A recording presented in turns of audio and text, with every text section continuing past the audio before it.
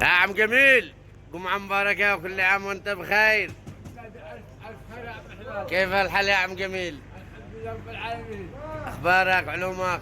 بخير زين اخبارك انت؟ اهلا وسهلا. انت ما هو اللي جابك، ما هو اللي يحشرك انت بينهم. لقد ارسلنا الله سبحانه وتعالى من سبع سماء ليسلم عليك يا احمد. اسالك بالله أما لما علمت بانه فضلك على العالمين وجعلك من المكرمين. من هو هذا؟ هذا انت يا احمد. لا لا لا. الله اصطفاك على الخلق كلهم وميزك بالجود والكرم. بماذا ميزني يا رجل؟ ها؟ انا افضلك. اشتي تديلي قصيدة. اشتي قصيدة. ها ايه بسرعة بسرعة. اشتي قصيدة الان. التداري لمن؟ للبردوني. بس قصيدة كذا تشرح القلب.